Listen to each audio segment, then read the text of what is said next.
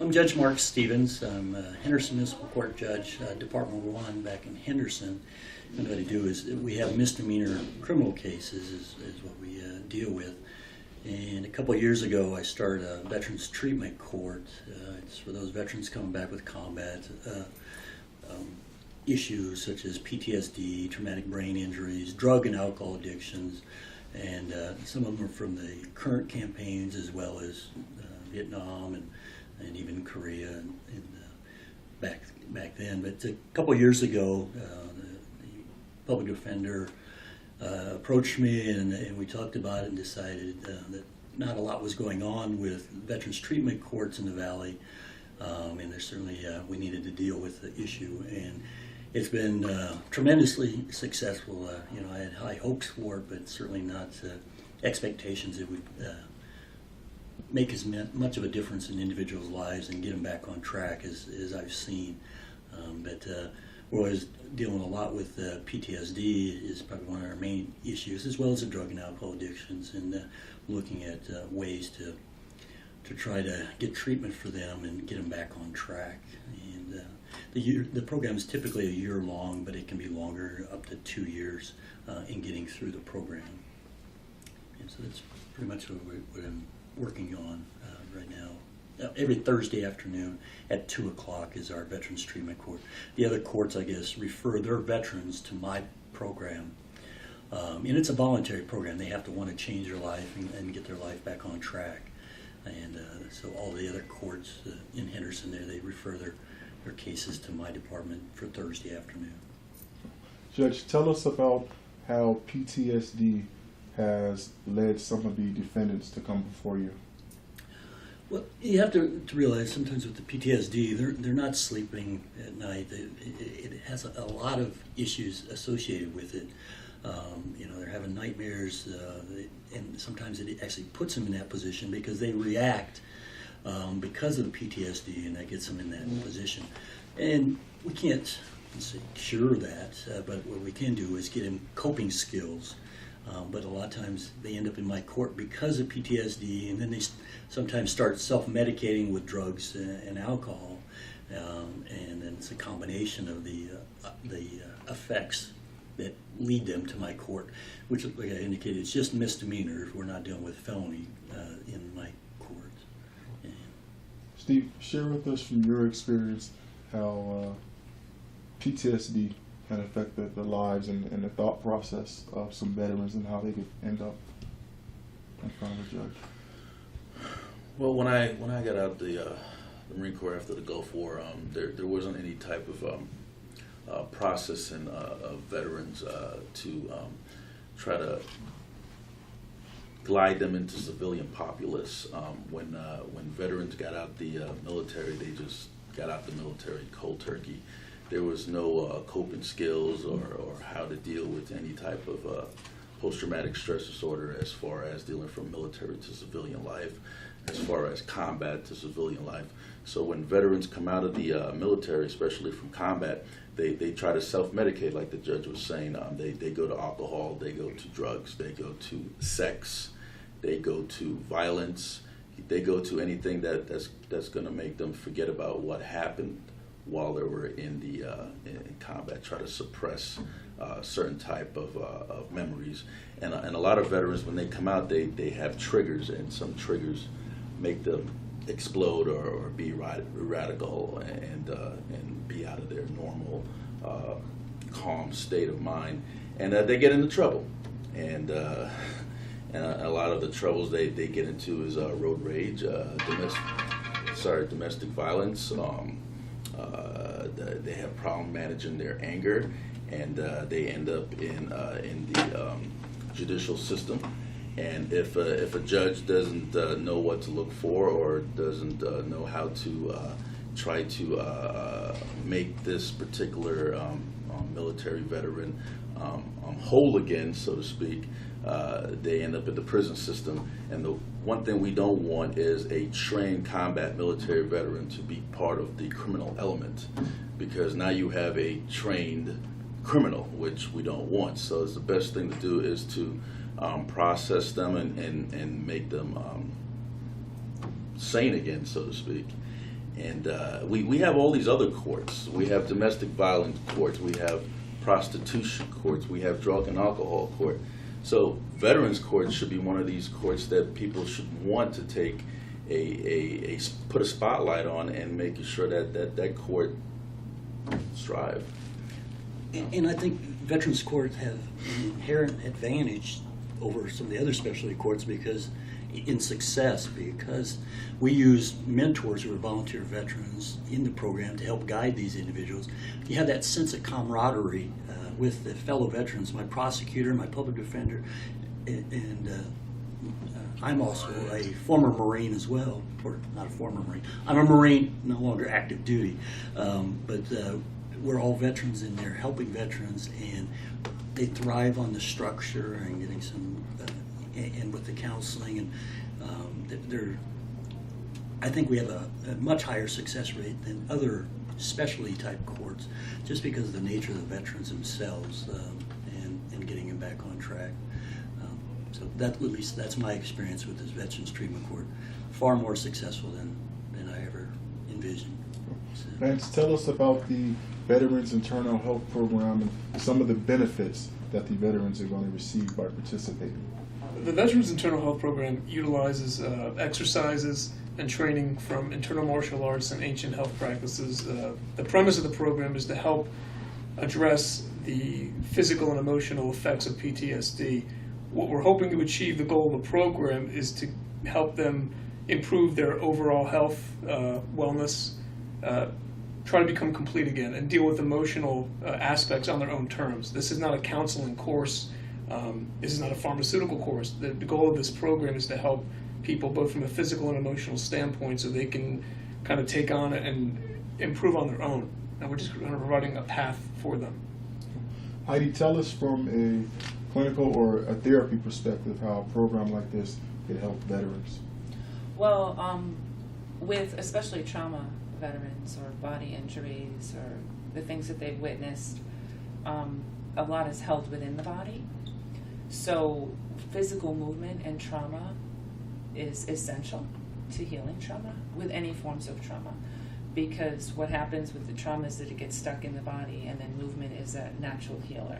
Obviously there needs to be consistency and a format and a plan, and also educational aspects around it to educate them on triggers, body responses that are naturally going to happen when they start doing those exercises.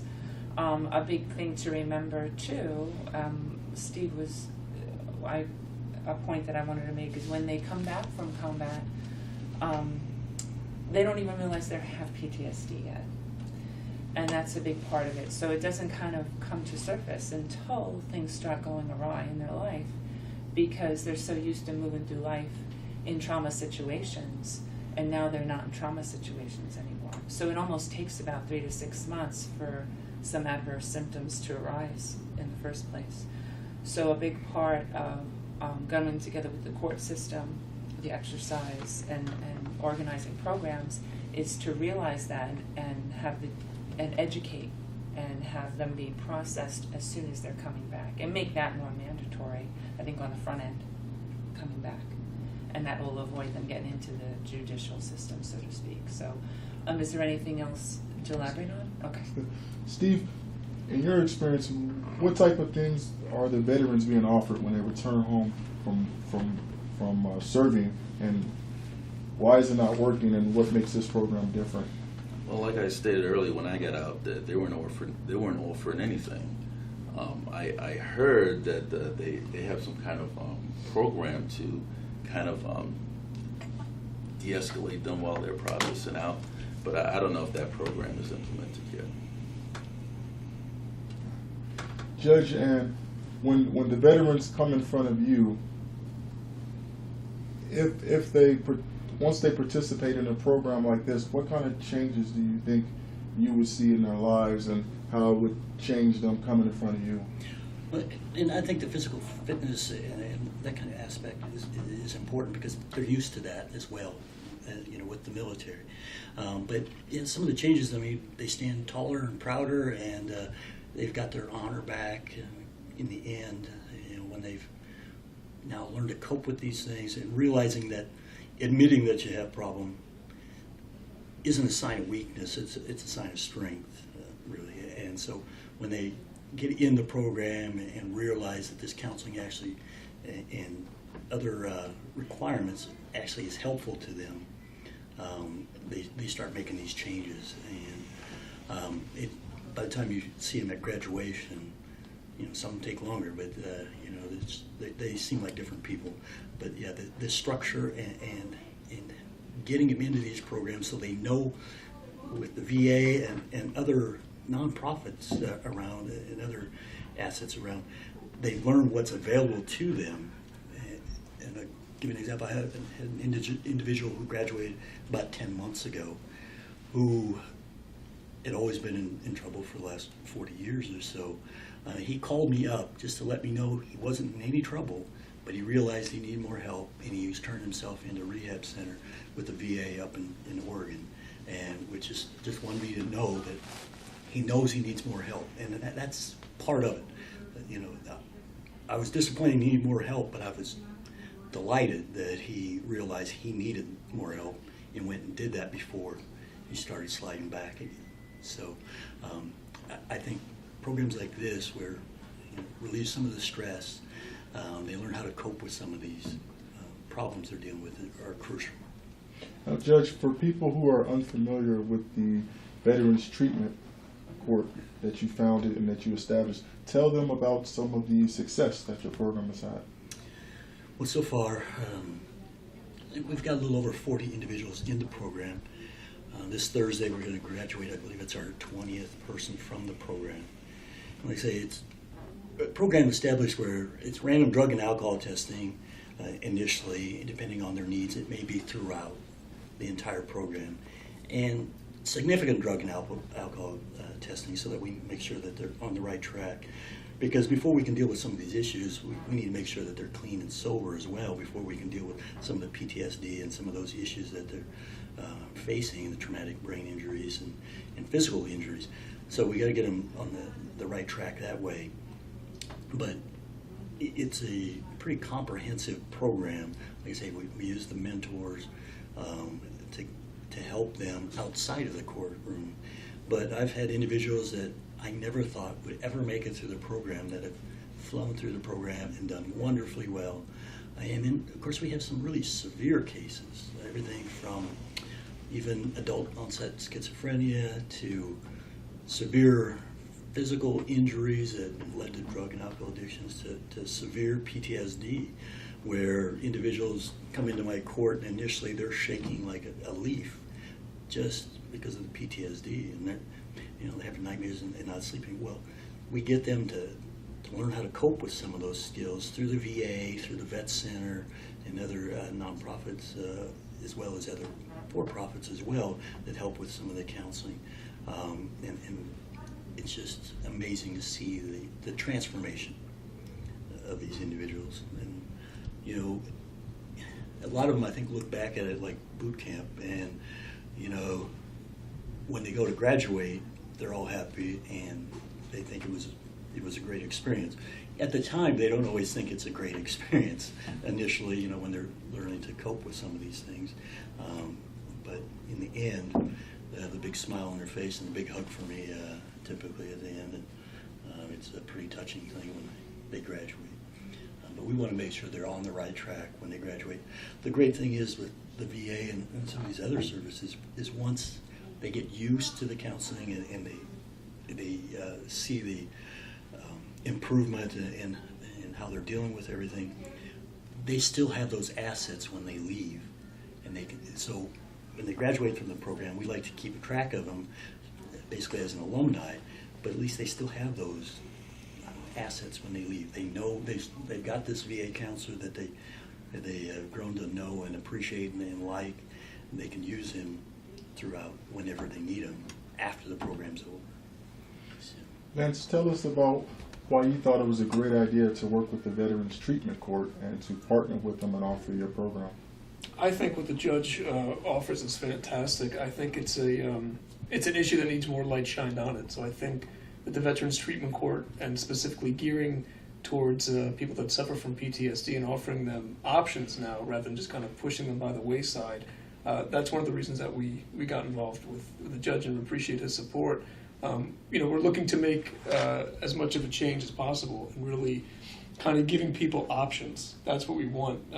It's not a cure-all, but even when we've talked to Steve in the past, and Judge Stevens, we've seen that there's not really a lot of options out there for veterans, for treatment. And there's nothing really mandated, and a lot of times with people that we've spoken with, they're reaching out for answers and for help, and it's not there. So what we wanted to do with the instructors with our course is that we wanted to offer something a little more complete, not forced, but so it's doing on their terms. It's structured like in boot camp, and it's progressive. So even after something as short as 30 days, they're learning. And that's what we want, is so they can take this skill set even after the program's over and then apply this to their life. So it's not just while you're in the program, we'll help you, and then afterwards, you see you later. We want this to be a skill set they take away with them, so when their time ends in the program, they're now seeing positive results for the rest of their life. It's a lifestyle change. Now, veterans who are members of the Veterans Treatment Court that participate in your program, do they need to have any kind of previous experience with the form of fitness or martial arts to participate, or how does that work?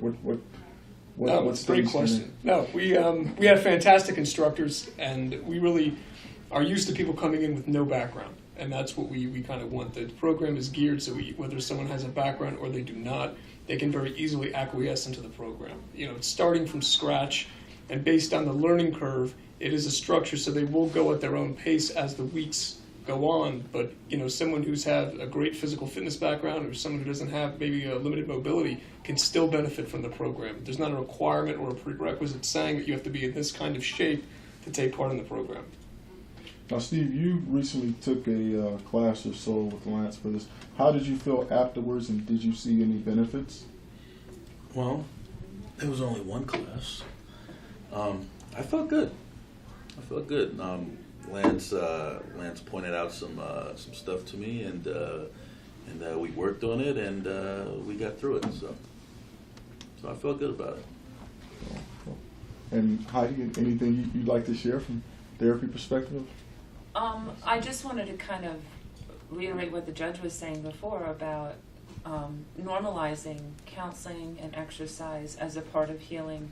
No matter what, even if you have no diagnosis of PTSD, you still have trauma-related memories, even if they don't manifest. So I think normalizing the feelings and normalizing the ability to talk about everything, and that therapy doesn't just, especially for trauma, it's not just about talking.